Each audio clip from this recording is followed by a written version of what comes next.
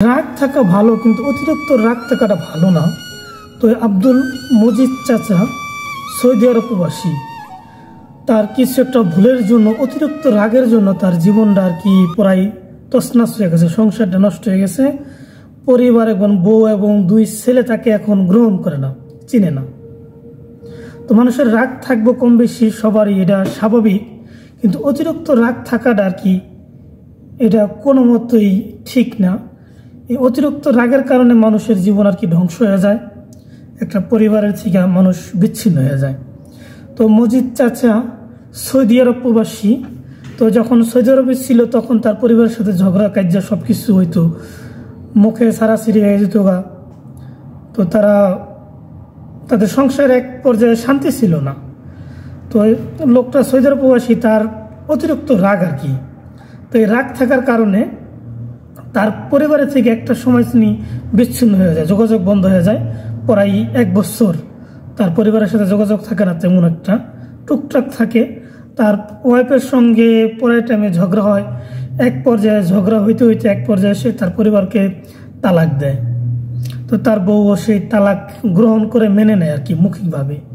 তো এইভাবেই তাদের 1 বছর চলে যায়। তো 1 বছর চলে যাওয়ার পরে তার হয়তো পোলাপেন আর কি 2টা ছেলে আছে, ছেলেরে খরচপাতি দিত টুকটাক তার কথা মতো আর কি।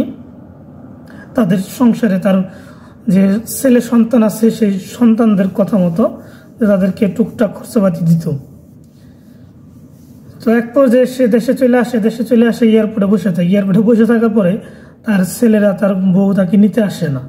তো তখন লোকজন সবাই একত্রিত হয়ে আর কি তাকে ওখানে দেয়। তো ওখানে সে আসছে এখন। তো ওখানে থেকে তাদের পরিবারের সাথে যোগাযোগ করে, তার সন্তানদের সাথে যোগাযোগ করে। তো তাদের সন্তানরা বলে যে মনে মনে তার মার সাথে তার তালাক হয়ে গেছে, তারা কীভাবে নিবে তারা। তো তার নিজস্ব বাড়ি আসছে গাজীপুরে, তার বাপের বাড়ি আসছে আর কি। তো সেখানে সে ওঠে না, সে এয়ারপোর্টে বসে রয়েছে। তার বউ এবং তার ছেলেরা যেন তাকে সে নিয়ে যায়, গ্রহণ করে, একজন প্রবাসী। তো সে মুখে মুখে তালাক দিয়ে লাইছে, তার বউ বলতেছে তার সাথে তালাক হয়ে গেছে। তো তাকে সে কিভাবে গ্রহণ করবে, কিভাবে নিতে আসবে। তো এগুলো নিয়ে দেখেন, মানুষটা 17 বছর বিদেশ করছে, তার প্রবাস জীবন তো আর অতটা ভালো যায় নাই। প্রবাস জীবন সবারই কষ্টে যায়, সুখ আছে, কষ্ট আছে, দুঃখ আছে, সবকিছু মিলে জিলে। কিন্তু প্রবাস তো একটা প্রবাসী। তো সে এখন দেশে গেছে, তার এখন পরিবার নাই, সন্তানরা থাকতেও তার কাছে নাই, সে এখন নিঃস্ব আর কি।